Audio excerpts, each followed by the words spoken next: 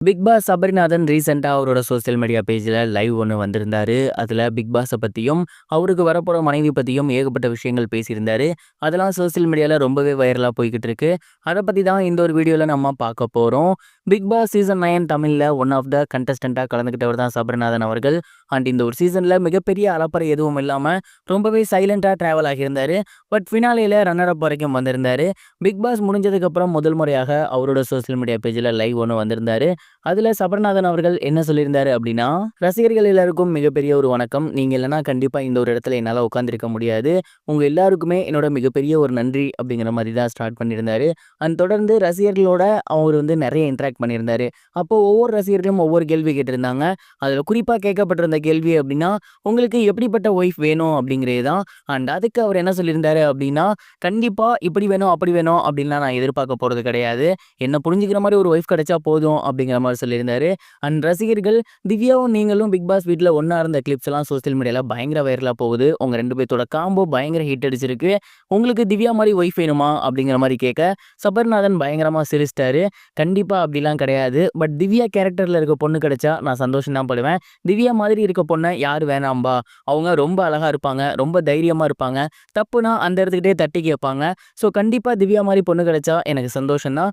But நானும் திவ்யாவும் எப்போதுமே ஒரு நல்ல ஃப்ரெண்ட்ஸ் அப்படிங்கிறதுல எந்த சந்தேகமும் கிடையாது. ஏன்னா ரொம்ப வருஷமாவே இந்த இண்டஸ்ட்ரியில அதுவும் இந்த சேனல்ல நாங்க 2 பேரும் இருக்கோம். அந்த ஒரு காரணத்தினால நாங்க நல்ல நண்பர்கள் தான். நீங்க நினைக்கிற மாரி கிடையாது அப்படின்னு சொல்லியிருந்தாரு. அடுத்ததாக விஜய் பாரு பத்தி நீங்க என்ன நினைக்கிறீங்க? அப்படிங்கிற ஒரு கேள்வி வந்திருந்துச்சு. அண்ட் அந்த ஒரு கேள்விக்கு சபரிநாதன் அவர்கள் என்ன சொல்லியிருந்தாரு அப்படின்னா, விஜய் பார்வதி ரொம்ப ரொம்ப சூப்பரான ஒரு பொண்ணு. பிக் பாஸ் வீட்ல கேம் ரொம்ப சூப்பரா விளையாண்டுருந்தாங்க. அவங்கள பொறுத்தவரைக்கும் நியாயம்னா கரெக்ட்டா இருப்பாங்க. அவங்க கேட்கிற பாயிண்ட்ஸ்லாம் கரெக்ட்டா இருக்கும். பட் ஒரு சில இடங்கள்ல கண்டிப்பா நம்ம எல்லாருமே ஏதோ ஒரு தப்பு பண்ணுவோம். அந்த மாதிரி தான் விஜய் பார்வதி அவர்களும் ஒரு சின்ன தப்பு பண்ணியிருந்தாங்க. அதுதானே தவிர மத்தபடி அவங்க ஒட்டுமொத்தமா கெட்டவங்க அப்படின்லாம் நம்ம யாரையுமே சொல்லவே கூடாது. விஜய் பார்வதிய மட்டும் கிடையாது. பிக் பாஸ் வீட்ல என்னோட இருந்த 20 பேருமே எனக்கு நல்ல நண்பர்கள் தான். அவங்க நல்லவர்கள் தான். அதுல எந்த ஒரு மாற்று கருத்தும் கிடையாது அப்படிங்கிற மாரி சொல்லியிருந்தாரு. அண்ட் தொடர்ந்து நீங்க ஜெயிக்கலங்கிற வருத்தம் இருக்கா அப்படின்னு கேட்டதுக்கு, கண்டிப்பா கிடையவே கிடையாது. ஏன்னா இதற்கு முன்னாடி நான் சீரியல் முடிச்சுட்டு வெளில போனேன்னா, என்ன கொஞ்சம் பேத்துக்கு தெரியும். அப்ப அந்த கேரக்டர வச்சு என்ன கூப்பிடுவாங்க.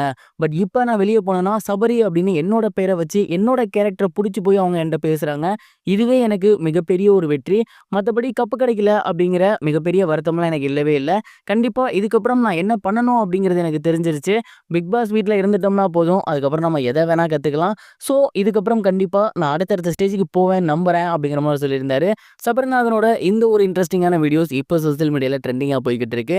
திவ்யா மாரி ஒய்ஃப் வேணும்னு கேட்டிருக்காரு. பொறுத்திருந்து பார்ப்போம் என்ன நடக்க போகுது அப்படிங்கிறத.